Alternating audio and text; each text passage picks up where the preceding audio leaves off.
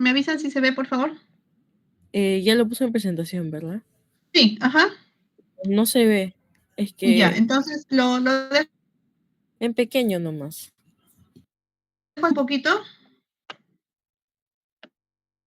Sí, doctor, está bien. ¿Sí? ¿Lo pueden ver, chicos? Sí, doctora. ¿Sí? Ya. Están los demás, ¿no? Solamente me está respondiendo Katherine. Chicos, Sí, disculpen en doctora. verdad que tengamos que hacerlo virtual, ¿no? Hubiera sido ideal presencial porque de todas maneras es pesado y eso que les han juntado todas estas clases, ¿no? Traten de verlo como un repaso para el examen que ya es en un par de días, entonces voy a tratar de ser bien puntual para que tampoco no se aburran y para que tengan los conceptos básicos bien grabados. El tema de cirugía laparoscópica es amplio, es muy amplio, entonces no tiene sentido hablar de un montón de cosas que de repente no les van a servir ahorita o pues no van a venir en el examen, ¿ya chicos? Pero muchos de los temas que voy a hablar también son temas que ya se han tocado en las prácticas y también son temas que ustedes de repente las han estado viendo ya en sus prácticas en el hospital, ¿ya? Entonces sí se les va a hacer un poquito más fácil así. Cualquier cosa que no se escuche, por favor me avisan, ¿ya? O que no entiendan. Entonces, trataremos de correr. Los temas que me toca a mí más o menos hablar son varios, por eso me preocupaba el tiempo, ¿ya? El primero que vamos a tocar es el equipo de la paroscopía, ¿ya? Posteriormente vamos a ir tocando los demás puntos que acá se mencionan, los trócares, el instrumental, lo que es energía monopolar, bipolar, un poco de sellado de vasos, un poco de suturas y lo que es cirugía robótica, ¿no? A grandes rasgos. Ustedes saben que cuando nosotros hacemos una cirugía laparoscópica, sí es muy importante para nosotros contar con todos los elementos que están incluidos en la torre de laparoscopía o en el equipo de la laparoscopía. Eso también se los he mencionado varias veces y ustedes mismos han visto en el hospital, en sala de operaciones, es importante para nosotros tener en la sala de operaciones que esté funcionando bien el monitor, que esté funcionando bien la fuente de luz, que tengamos el tanque de CO2, la cámara de laparoscopía y el neumoinsuflador, ¿no? Muy aparte, pues, lo que es el pedal del bipolar, ¿no? Junto con el electrocauterio. Entonces, si nosotros no tenemos una de estas partes, no vamos a poder realizar la cirugía laparoscópica, así queramos. Entonces, igual es con el instrumental laparoscópico. Todo es necesario que esté en sala de operaciones para nosotros poder operar. En cuanto al monitor, es la pantalla. Básicamente la pantalla tiene que ser pues de una muy buena calidad, mejor todavía que las pantallas de televisión para poder nosotros ver nítidamente. Esos monitores que nosotros utilizamos en sala de operaciones nos permiten a nosotros como cirujanos o como ayudantes poder ver la imagen de diferentes puntos, de diferentes ángulos, no solamente estar frente al monitor, sino las personas que están al costado del monitor pueden ver de manera adecuada las imágenes.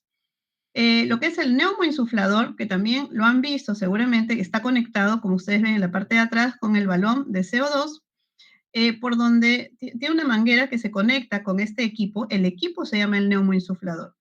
El equipo se va a conectar por esta salida con una manguera, la cual se conecta al trocar o a la aguja de Veres para poder realizar el neumoperitoneo. Y tenemos acá varios botones que nos pueden ayudar a ver cómo está la presión intraabdominal del paciente, cómo está el flujo que estoy yo o al cual yo estoy introduciendo el CO2 en el paciente. Y también es un botón de prender y apagar el equipo, ¿ya? Todo eso nosotros lo vamos a poder manejar en este equipo. Adicionalmente tiene una alarma, la cual nos avisa cuando la presión intraabdominal está demasiado elevada o está muy baja. Entonces se conecta a una manguera transparente, como la que ven acá, y de repente la han visto también en sala, por la cual va a salir el CO2. El CO2, la cantidad o el flujo que sale es dependiente del diámetro del conducto por donde va a ir. Si nosotros lo conectamos a un trocar de 10, como el que ven acá, que tiene un calibre grueso, entonces obviamente el CO2 va a introducirse más rápido, el flujo va a ser mayor. Si lo conectas a una aguja de Veres, el flujo va a ser menor y obviamente pues va a introducirse el CO2 de manera más lenta, ¿ya? Eso ténganlo en cuenta también. Una vez pues que nosotros estamos viendo el neumoinsuflador, es importante que ustedes sepan que la presión intraabdominal a la cual un cirujano más o menos está operando, el valor adecuado es de 12 a 15 milímetros por mercurio. Si nosotros vemos en el monitor que la presión está menor de 12, está pues 7, 8, entonces no te va a permitir operar de manera adecuada, no te va a permitir visualizar de manera adecuada los órganos intraabdominales y puedes hasta lesionar al paciente. Si la presión intraabdominal está mayor de 15, también suena la alarma y cuando es mayor, el problema va a ser que después se pueden presentar algunas complicaciones por tener un nivel de neumoperitoneo muy elevado. Entonces, por eso es importante que el valor sea de 12 a 15 milímetros de mercurio. ¿Por qué se utiliza el CO2? Y eso también lo han visto en las clases prácticas. El dióxido de carbono se difunde rápidamente, es difusible mucho más que el de oxígeno. Nosotros lo podemos eliminar del cuerpo más rápido y lo más importante, y ustedes también lo saben, es que no es combustible como el oxígeno, ¿ya? Y su costo también es menor. Entonces, por estas razones se utiliza el CO2 para realizar el neumoperitoneo, ¿no? Que es el primer paso que nosotros vamos a realizar para poder hacer la cirugía laparoscópica. Acá un poquito de cambios fisiológicos por infunción del CO2, y estamos hablando dentro de los niveles normales que esto va a pasar, ¿ya? Disminuye la compliance pulmonar, aumenta la presión, ¿no? La presión que se va a realizar a la vía aérea. Entonces, esto genera unos cambios a nivel fisiológico que pueden llegar a hacer que caiga el gasto cardíaco, haciendo que se disminuya la presión del oxígeno, la presión arterial del CO2, del O2, disculpen, mamá, con el aumento mamá, de la presión del CO2. ¿Qué estás hablando? Ahorita voy, hijita.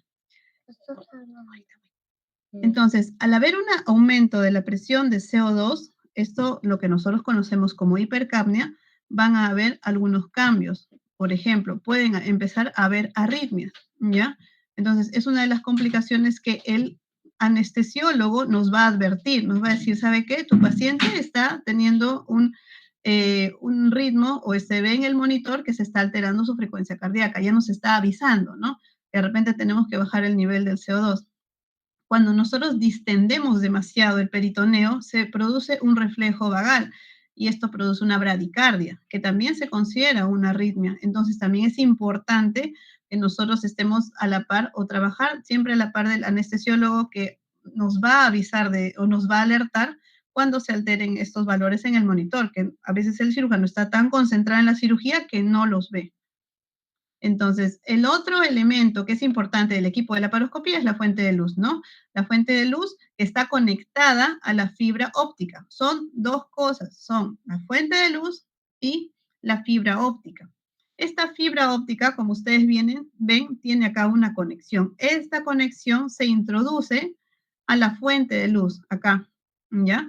Y una vez que se prende, la luz del equipo va a salir a través de este orificio por la fibra óptica, que se va a conectar a su vez a la cámara de laparoscopía. Lo que es la fuente de luz, porque estamos hablando de la fuente de luz, hay de diferentes tipos de luces y según el tipo de luz que sea, se va a utilizar mayor o va a tener mayor potencia, el tipo de luz que genere también va a ser diferente y el tiempo de vida también pues va a ser mayor o menor. En cuanto a los tipos más o menos o más conocidos o más comunes, tenemos el tipo de fuente de luz halógena de xenón y las LED. Obviamente que las de mejor calidad y que actualmente se utilizan son las de LED, ¿ya? Entonces, tienen una potencia regular a buena, tienen una luz mucho más blanca en comparación con la halógena que se utilizaba antes, y obviamente el tiempo de vida es muchísimo mayor, ¿no? Entonces, por eso es que las personas ahora prefieren pues utilizar, o los que compran los equipos prefieren utilizar este tipo de equipos. Bueno, cuando nosotros ponemos en funcionamiento el equipo, la fuente de luz, me estoy refiriendo al equipo, es lo primero que ustedes de repente van a acoplar a la fibra óptica, ¿ya? Acoplar me refiero a conectar el cable al equipo. Sin embargo, cuando ya esté todo el equipo armado, es recién cuando uno procede a decirle al circulante, prende tu fuente de luz. La fuente de luz, a la hora de que se enciende, si bien es cierto, en teoría es una luz fría, cuando pasa o cuando se transmite la luz a través de la fibra óptica, la punta de la fibra óptica se calienta. este hecho de que se caliente la fibra óptica y si uno no se percata, puede generar quemaduras tanto en los campos operatorios que nosotros ponemos como en la piel del paciente. Por eso es muy importante que se conecte o que se prenda la fuente de luz después cuando todo ya está armado y estemos seguros de que estamos con la punta observándola y viendo que no pueda causar ninguna de estas quemaduras que les menciono. Esa fibra óptica está constituida por varias fibras de vidrio, ¿ya? Y como les decía, o sea, transmite la luz que se genera en la fuente de luz, ¿ya? Es lo que les mencionaba, a pesar de que conduce luz fría, igual se calienta la punta y puede generar las quemaduras, ¿no? Eso también es importante que lo tengan en cuenta. La fibra óptica, obviamente, por tener fibra de vidrio, es muy frágil y hay que tener bastante cuidado a la hora de manipularlo. Ahora, lo que es la óptica o laparoscopio, ¿ya? Es el tubo que se va a introducir a la cavidad abdominal por donde nosotros vamos a poder captar las imágenes, ¿no? De la cavidad. Eh, tiene un, tiene un sistema donde se encuentran varias lentes cilíndricas y entre cada lente y lente hay un espacio de aire. Esto va a hacer que se mejore mucho la visión y se amplíe incluso la visión. Entonces, por eso es cuando nosotros vemos las imágenes, nosotros vemos las imágenes como si fuera pues algo grande, ¿no? O sea, se amplía el campo visual con esta óptica y generalmente su longitud es de 39 centímetros. Existen diferentes tipos de laparoscopios o de ópticas, sí, pues dependiendo de su diámetro y del ángulo de visión, ¿ya? Las más frecuentes tienen un diámetro de 10 milímetros y tenemos las de 0 grados, que son las que tenemos en los laboratorios de Endotrainer, las que ustedes han visto. Tenemos de 30 grados e incluso de 45. Los cirujanos actualmente utilizamos las de 30 grados porque el campo de visión es muy amplio, es mucho más amplia que el campo de visión de una de 0 grados. Cuando uno opera, ya a veces ni siquiera le dijimos a la circulante o al instrumentista que nos pase una de 30, porque normalmente ya está estipulado que la mayoría de cirugías va a ser con 30 grados. Entonces, esas son las puntas de la óptica, pero este es el equipo. Entonces, como ustedes lo han visto, este es el equipo de óptica o el laparoscopio, ¿ya? Eso es por donde les decía que están los lentes cilíndricos, como son varios, llega un momento en que acá tiene una ampliación de la imagen y por eso nosotros vemos mucho mejor, con mayor nitidez, las imágenes que estamos operando. Esto de acá se va a acoplar, ahorita lo voy a mostrar, esto de acá se va a acoplar a la cámara. Y esta es la cámara de video. Entonces, en la óptica que les he mostrado hace un momento, ¿no? La cánula se conecta acá a este adaptador de la cámara. Y esta es la cámara de video que se conecta a su propio equipo. Esto es totalmente diferente al equipo de la fuente de luz. ¿Ok? Entonces, todo esto se acopla junto con la fibra óptica de la fuente de luz para poder nosotros introducir luz y a su vez nosotros poder visualizar la cavidad abdominal. La cavidad abdominal también es uno de los equipos más importantes y más delicados de manejar.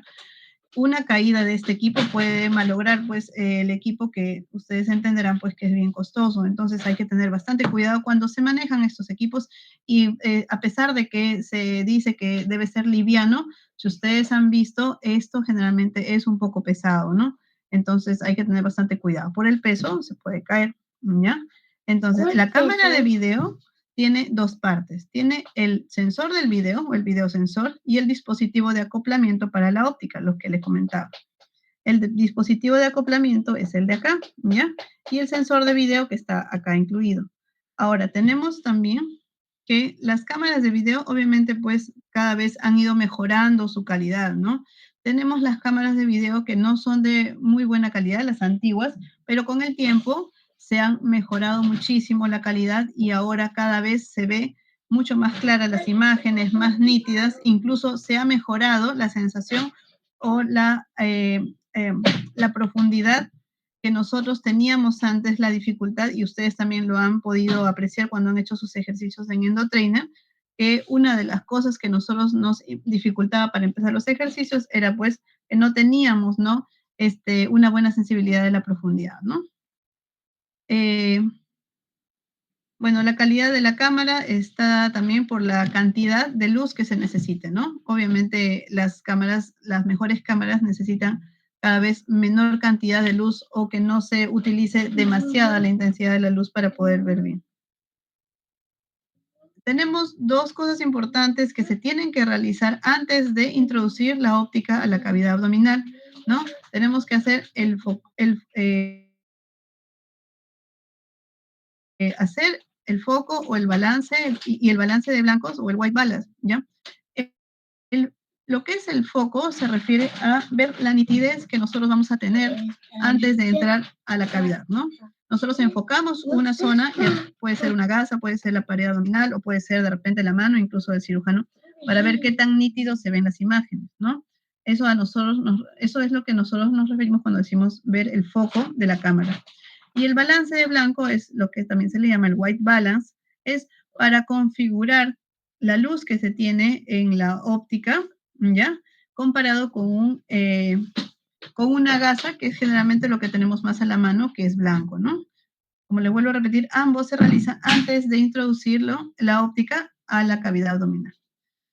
Lo que es el instrumental de la paroscopía también es importante tenerlo, conocerlo y saber para qué sirve y cómo se utiliza cada uno, ¿ya? Hay pinzas que se utilizan de repente o que nos llevan un poquito más de tiempo a acostumbrarnos, como es el porta y como es la grasper, ¿no? Y ustedes mismos han visto que a veces al comienzo les ha resultado un poco difícil manipularlo. Pero con la práctica, y mientras más ustedes lo utilizaban, se les hizo sencillo y pudieron ustedes trabajar incluso en la segunda práctica con mucho más fluidez a la hora de hacer sus ejercicios, ¿no? Y esto también se ve en los residentes de cirugía o en los mismos cirujanos cuando hacen pues sus prácticas de endotrainer. Mientras más utiliza uno las pinzas, obviamente se le hace más fácil la cirugía. Eh, y es importante saber, pues, para qué voy a utilizar cada una en el acto operatorio, ¿no? Porque si me dan una pinza y yo no sé para qué se utiliza, entonces, uno, que me voy a demorar más en la cirugía y dos, que puedo hacerle daño, ya sea al tejido que estoy cogiendo con una pinza que no debería, ¿ya? O de repente hasta puedo malograr la pinza. Entonces, es muy importante todo esto, sobre todo para los cirujanos y también para que ustedes sepan.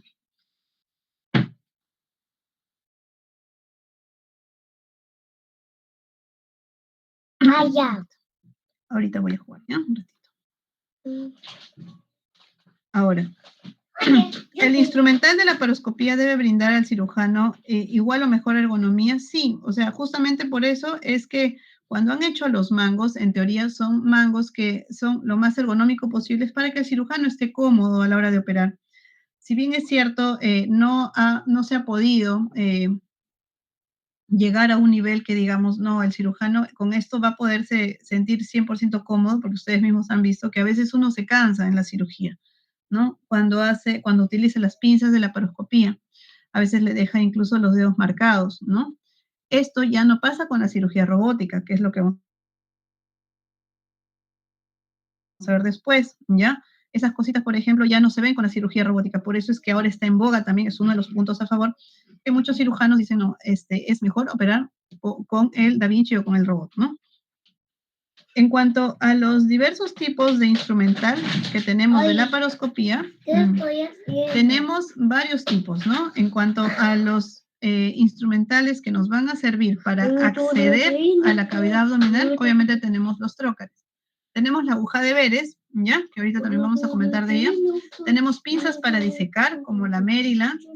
Dentro de lo que es disección, también a veces el cirujano utiliza lo que es el hook, también utiliza, incluso, aunque ustedes no lo crean, la cánula de aspiración y irrigación, porque es un instrumental romo que a veces nos ayuda a disecar.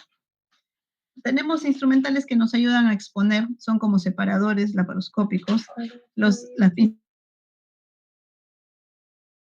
de prevención, las que hemos siempre utilizado, la Grasper, hay una pinza Grasper cocodrilo, ¿ya?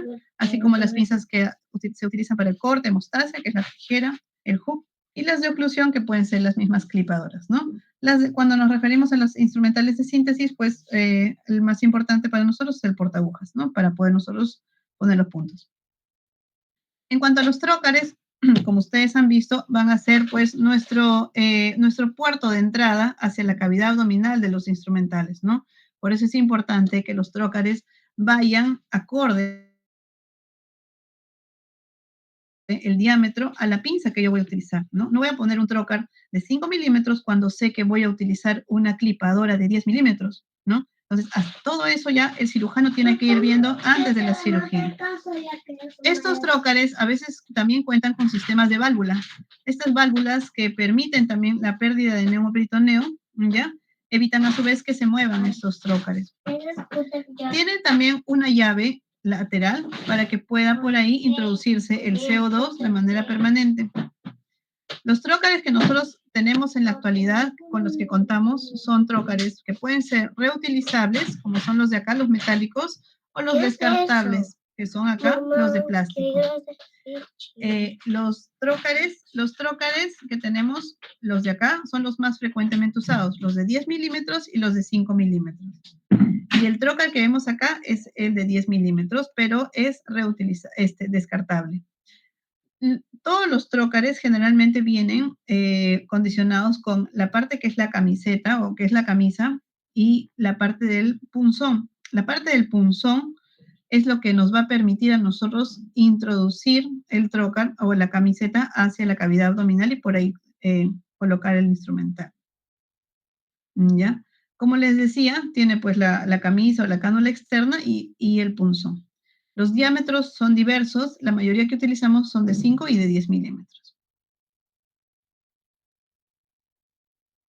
Obviamente, la longitud de los trócares va a variar si son pacientes pediátricos o si son pacientes obesos, ¿no? Si van a ir a cirugía bariátrica, porque el tejido adiposo obviamente es mucho más grueso, ¿ya? Entonces, eso también hay que tenerlo en cuenta, pero lo más importante y lo que queríamos mostrarles es que si ustedes no han visto, porque actualmente ya no se ven mucho estos trócares reutilizables, estos se utilizaban mucho antes, o de repente en el seguro todavía los tienen, pero ahora mayormente se utilizan los descartables, que son los plásticos. Estos de acá, si ustedes se dan cuenta, el punzón es metálico y en verdad, pues a cualquiera le daría miedo utilizar este tipo de instrumental, ¿no? Es bastante cruento y si es que el cirujano no tiene cuidado, obviamente que introduce todo esto y puede lesionar, pues, ¿no? Grandes vasos, puede lesionar víscera hueca, hasta víscera sólida. Por eso es que generalmente el cirujano coloca el dedo para nosotros tener un stop. O sea, vamos a introducir hasta acá. Sabemos que nuestro dedo nos va a ayudar, nos va a servir de límite para saber hasta dónde vamos a introducir nosotros el trócar. Y otro hecho también importante es que cuando uno introduce el trócar con el punzón, una vez que pasa el peritoneo, este punzón se retrae, es lo que nosotros llamamos, se produce un disparo, entonces hace que se retraiga. Sin embargo, no siempre pues esto es tan seguro, sobre todo en este tipo de material, como ustedes ven, que es metálico. La aguja de Veres, que ustedes también la han visto, también nos sirve para hacer el tipo de neumoperitoneo cerrado. Si bien es cierto, la aguja de Veres es fina, es bien delgadita, pero también tiene una pequeña aguja. Entonces, a pesar de que sea bien fina, igual la aguja de Veres también puede producirnos incluso lesión de grandes vasos, ¿ya? Entonces, igual, así como se utiliza el trócar, tenemos que tener bastante cuidado cuando nosotros introduzcamos la aguja de Veres. La aguja de Veres es esta, también tenemos los modelos reutilizables y los modelos descartables, ¿no? Que son los que están acá abajo. Más o menos la distancia o la longitud de una aguja de Veres promedio es más o menos 12 centímetros. Obviamente no vamos a introducir todos los 12 centímetros en la cavidad, ¿no? Nosotros normalmente lo que introducimos en cavidad son 4 a 5 centímetros, calculando que ya estamos dentro de cavidad, lo básico. Pero no vamos a introducir toda la aguja de Veres para recién nosotros hacer el neumoperitoneo. Algunos cirujanos que tienen duda si es que tu aguja de Veres está en cavidad o no, lo que hacen es conectar la jeringa sin colocar el émbolo en la punta de la aguja de Veres y por ahí colocan cloruro. Una vez que ven que pasa el cloruro sin dificultad, entonces ya se sabe que estamos en cavidad y recién ahí conectan el CO2 para poder realizar el neumoperitoneo. Entonces, una vez que nosotros colocamos la aguja de veres por el ombligo, que generalmente es por ahí donde se introduce, porque ahí no tenemos capa muscular y tampoco tenemos grasa, entonces se llega fácilmente a la cavidad abdominal por la cicatriz umbilical. Una vez que introduces tu trocar, como les dije, primero se introduce 4 o 5 centímetros. Una vez que ya estás seguro y que tu cavidad abdominal ya se distendió, entonces ya puedes introducirlo más como se ve en la imagen, pero normalmente no se introduce todo desde un comienzo. Una vez que ya estamos seguros de que estamos en cavidad, sigue entrando el CO2 hasta que nos dice el monitor o el neumoinsuflador que ya está en una presión de 12 a 15 para nosotros recién poder quitar la aguja de veres y colocar un trocar de 10. Normalmente colocamos un trocar de 10 en la cicatriz umbilical porque es por ahí donde vamos a colocar la óptica. La óptica sí es de 10 milímetros. Entonces, por eso es importante que siempre ahí se coloque un trocar de 10. Cuando nosotros tenemos antecedentes de pacientes que han sido operados, ¿no? O que tienen cicatrices previas de otras operaciones que de repente el paciente no te dice, pero ya ves una cicatriz cerca al ombligo, entonces en estos pacientes preferimos hacer un neumoperitoneo abierto, porque la posibilidad de que las asas estén adheridas a la pared abdominal es alta. Entonces, si tú introduces la aguja de veres, puedes perforar un asa intestinal sin tener muy fácilmente. Entonces, generalmente aquí sí se hace neumoperitoneo abierto. ¿Cómo se hace el neumoperitoneo abierto? Se ubica la cicatriz umbilical, se hace una incisión de 1 centímetro y se va disecando con una Kelly hasta encontrar el peritoneo. Una vez que encuentras peritoneo, haces una pequeña incisión con el bisturí y llegas a cavidad. Disecas nuevamente con la Kelly y si ya ves que estás en cavidad, introduces bajo visión directa tu trocar para colocar el neumoperitoneo. Antes, el síndrome adherencial o las cirugías previas era una contraindicación absoluta. Sin embargo, en la actualidad y con el advenimiento de mejores técnicas para la cirugía laparoscópica, se puede realizar una cirugía laparoscópica, pero de preferencia con neumoperitoneo abierto. La longitud de los instrumentos, solamente para que lo tengan en cuenta, en una persona adulta promedio, es más o menos de 34 a 37 milímetros. Un paciente pediátrico de 14 a 18, un paciente obeso que va a ir a cirugía bariátrica, más o menos 45 milímetros.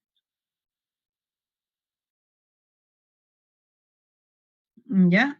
Las partes del instrumental, más o menos, y esto también lo que hemos visto, es el inserto. Nosotros, bueno, en la práctica podemos llamarle, porque es más práctico para nosotros decirle que es la punta, sin embargo, su nombre técnico es inserto. El inserto es la parte que vendría a ser la punta. La camisa sería todo este largo, que va a ser la protección de la pinza, y esta de acá es el mango, ¿no? Ahora, como ustedes han visto, hay pinzas que tienen, la mayoría, conexión a electrocoagulación. Entonces, es posible que se pueda hacer la electrocoagulación conectando al cable de monopolar. Pero no se olviden las partes de la pinza, el inserto, camisa y mango. Tenemos el mango en algunos casos que tienen cremallera, ¿no? Como la Grasper, como la pinza cocodrilo. Y la mayoría de pinzas, como ustedes han visto, tienen esta perilla, este sistema de rotación para poder cambiar la punta o el inserto. Ahora, nosotros tenemos diferentes pinzas, diferente variedad de puntas o insertos que van a verse en diferentes operaciones, pero las más comunes que ustedes han visto y que van a ver son la pinza Grasper, la pinza Maryland, ¿ya? La tijera y el hook, ¿no? Esos son el instrumental que es básico para utilizar durante la cirugía. Entonces, la función de nuestras pinzas es exponer el tejido. Si ustedes han dado cuenta durante la práctica, nosotros con la mano izquierda traccionábamos el tejido, exponías la zona donde ibas a seccionar o a cortar. Y con tu mano derecha avanzabas con tu tijera o con tu disector para poder disecar tu cuello, ¿no? O el cuello del pollito. Esta de acá es la pinza Grasper que les mencionaba. Si ustedes se dan cuenta, tiene unos tiene unos dientecitos bien finos, pero también tiene unos dientes finos, pero a pesar de eso es una pinza atraumática, ¿no? Nos ayuda a traccionar el tejido sin lastimarlo. Tenemos la pinza intestinal, que es mucho menos atraumática todavía, ¿ya? O sea, nosotros el intestino, nosotros tenemos que tener bastante cuidado cuando lo manipulamos, porque en verdad es un tejido bien friable.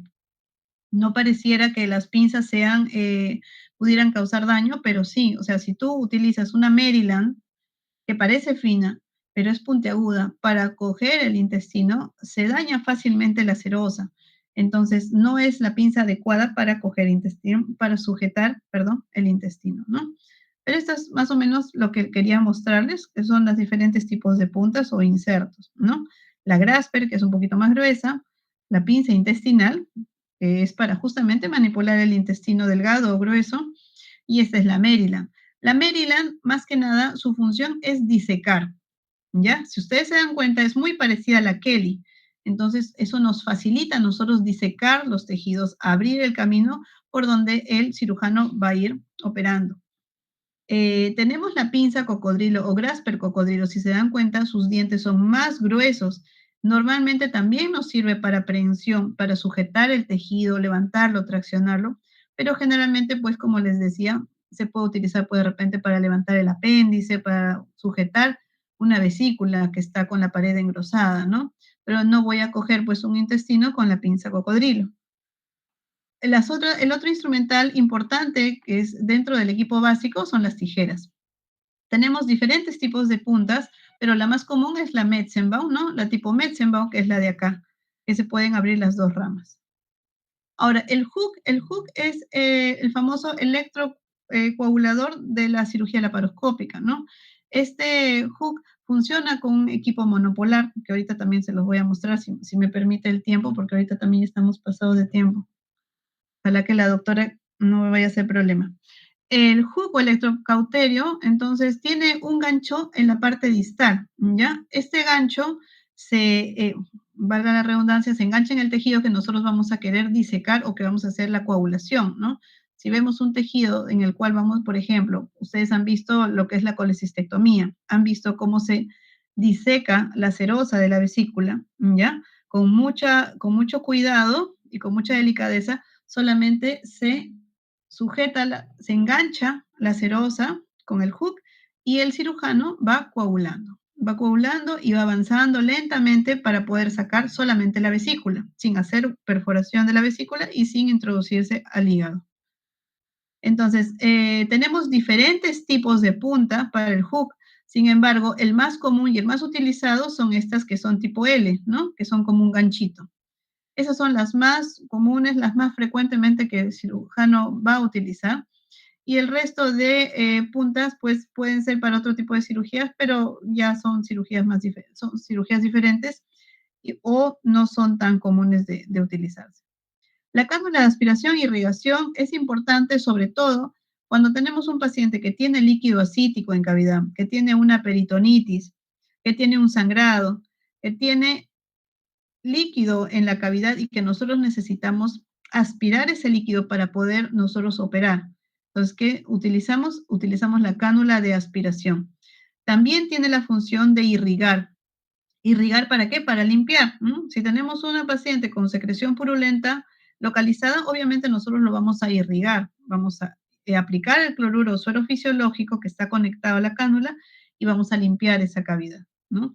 Entonces, esta cánula, parece mentira, pero también tiene la función de disecar. Muchos cirujanos utilizan la cánula para disecar, sobre todo en las apendicitis. Si ustedes han entrado a ver algunas apendicitis, han visto de repente que el cirujano está aspirando y está disecando, está aspirando y está disecando, ¿no? Esta es una de los tipos de cánula de aspiración. Estas son descartables, pero tienen pues ambos botones, ¿no? Uno para aspirar y el otro es para irrigar. Tenemos otros instrumentales que son como la clipadora. Este lo deben haber visto en las colecistectomías laparoscópicas. El cirujano actualmente cuando encuentra el conducto cístico y la arteria cística, las dos son clipadas una por una, ¿no? Esta clipadora tiene unos clips de titanio que más o menos pues miden, o sea, la clipadora mide 10 milímetros, ¿ya? Pero los clips pues también miden un poquito más de un centímetro y puede incluso usarse también para pequeños vasos, ¿ya? O sea, con colocar estos clips de titanio va a ser suficiente clampar el vaso y evitar un sangrado. Ahora, también contamos con diferentes clips. Estos ya son más grandes y son de diferente material. Nosotros utilizamos estos clips más grandes cuando vamos a ligar una arteria más importante, por ejemplo, la iliocólica, de repente vamos a ligar la gastroepiploica o la pilórica cuando se hace una gastrectomía subtotal, entonces utilizamos estos clips que son más grandes. Pero los clips de titanios, estos son más pequeños, son de 1 centímetro aproximadamente, utilizamos en vasos pequeños, como le vuelvo a repetir, en la arteria cística. Tenemos otro instrumental que actualmente se utiliza tanto en cirugía abierta como en cirugía laparoscópica, que son las grapadoras, ¿no? Tenemos grapadoras que son lineales y también circulares. Las más utilizadas obviamente son las lineales, porque solamente pueden introducirse en el trocar y seccionar el intestino y a la vez hacer la anastomosis, ¿no?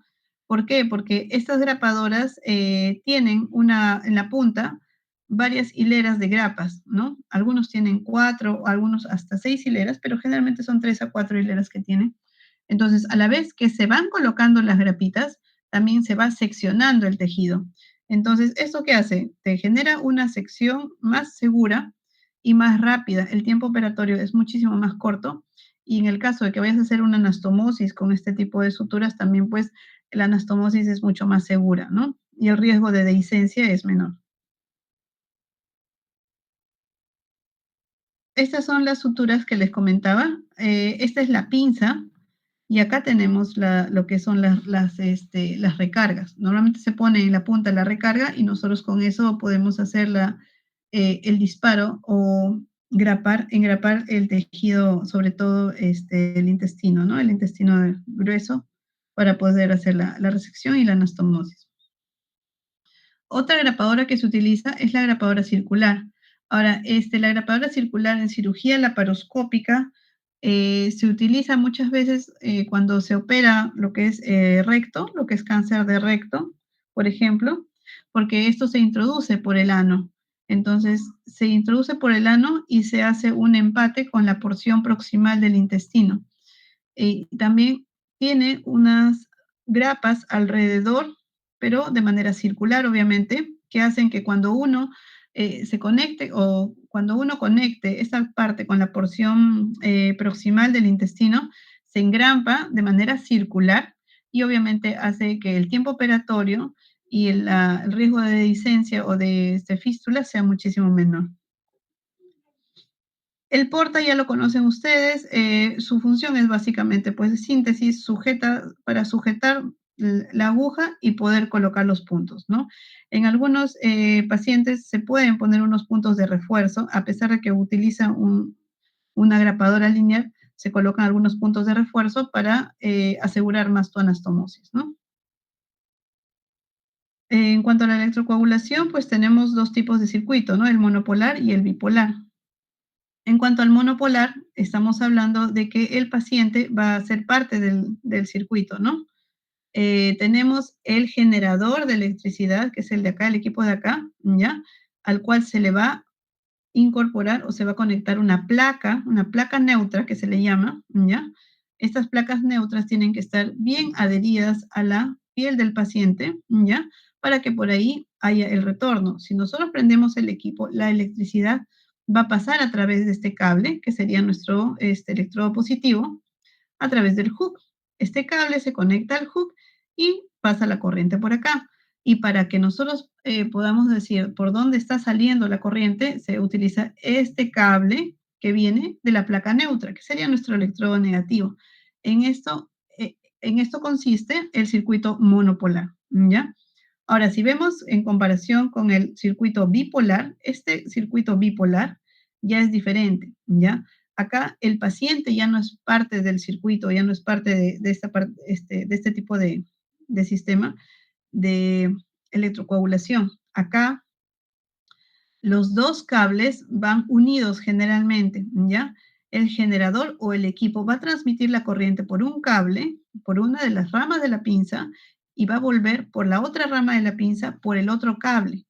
Entonces tiene 2, un cable que es el polo positivo y el otro cable que es el polo negativo, ¿ya? Ahora, al ser una pinza bipolar, acá se las voy a mostrar, esta de acá. Esta de acá es la pinza bipolar, ¿ya? Que tiene 2 ramas.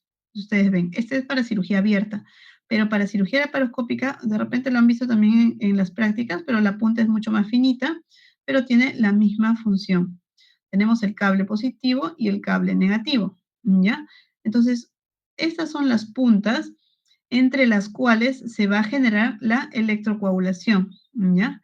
El bipolar, en comparación con el monopolar, la intensidad de la coagulación es más rápida y tampoco no es tan dispersa. En cuanto nosotros utilizamos el hook, el monopolar, la intensidad que nosotros utilizamos o que podemos utilizar es mucho mayor, tanto así que coagula y corta. En cambio, cuando utilizamos el sistema bipolar, solamente es tan suave, por así decirlo, la intensidad de la coagulación, que lo único que genera es solamente la coagulación, quemar el tejido, pero no es tan intensa como para cortarlo. Entonces, generalmente se utiliza en zonas, pues, de repente que están cerca a un nervio, de repente en cirugías que son mucho más, de repente que están cerca a estructuras que nosotros no queremos, pues, que le llegue la coagulación, ¿no? Que le llegue que puedan ser dañadas o quemadas por el sistema monopolar. Generalmente ahí se utiliza el bipolar.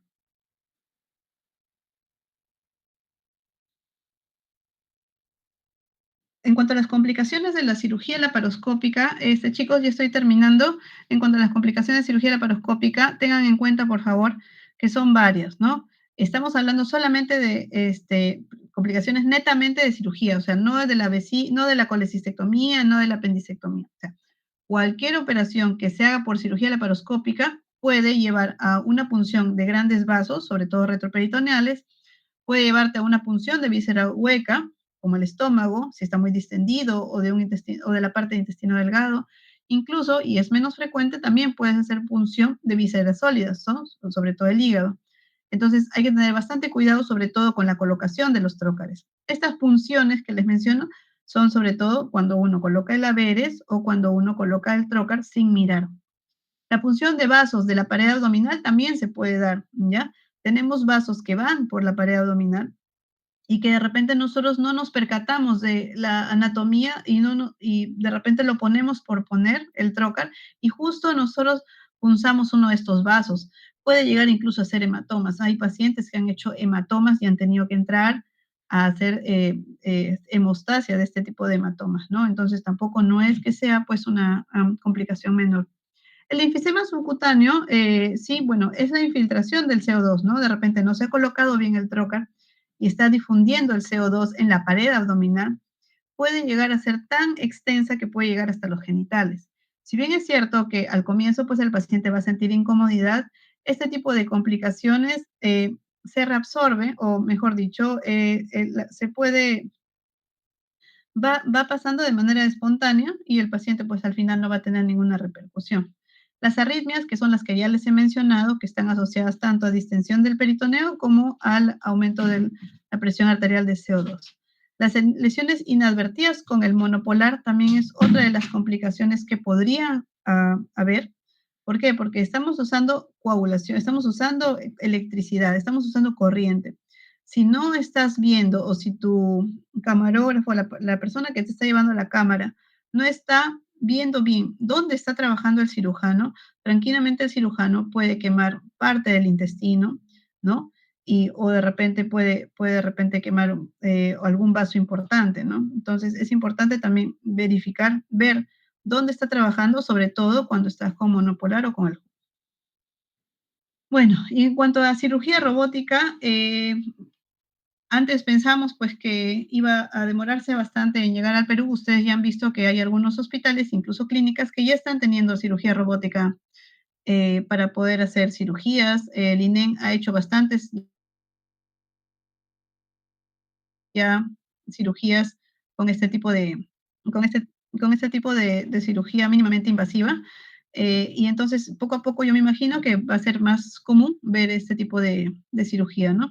Ustedes que van a recién terminar, van a ser internos y probablemente tengan oportunidad de poder ver este tipo de cirugía. Entonces, también es importante que ustedes sepan, la cirugía robótica, si bien es cierto, se utiliza pues este robot, este equipo que el más común pues es el Da Vinci. El Da Vinci ha venido mejorando todas sus versiones cada cierto tiempo y ahora contamos con un Da Vinci XI, si no me equivoco es el de última generación, ¿ya?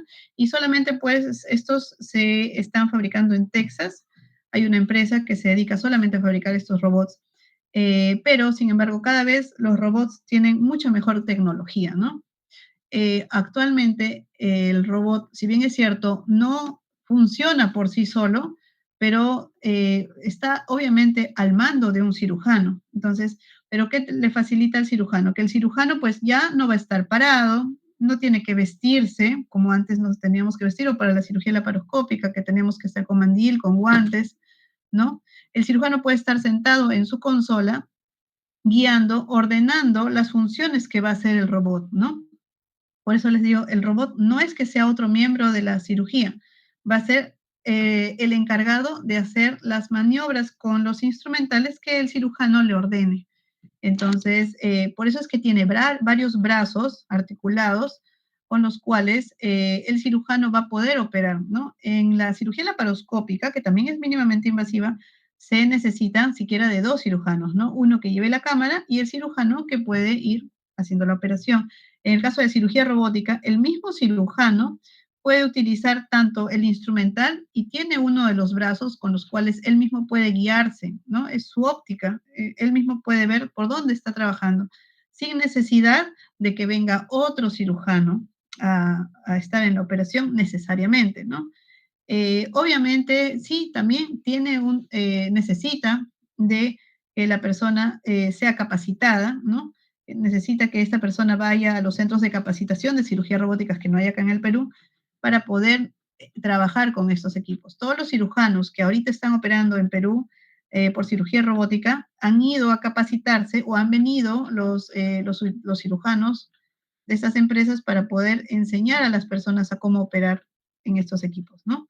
Entonces, bueno, si bien es cierto, no es pues la indicación de una cirugía robótica para todas las operaciones, hay muchas operaciones, sobre todo las urológicas, bueno, ginecológicas también, y algunas de cirugía general, que se están realizando ya por cirugía robótica, ¿no? Y en algún momento sí va a ser más común ver cirugía robótica y cirugía laparoscópica que cirugía abierta. La ventaja de la cirugía robótica sobre la cirugía laparoscópica incluso es que se dice pues que se puede operar con una mayor precisión, ¿no? Tienes mayor flexibilidad de los instrumentales, ¿no? Como ustedes han visto, las laparoscópicas tienen sus limitaciones. Estas pinzas que se utilizan en cirugía robótica son mucho más flexibles, ¿ya? Son mucho más finas. Y además de eso, el paciente se dice que también tiene menor riesgo de sangrado durante la operación.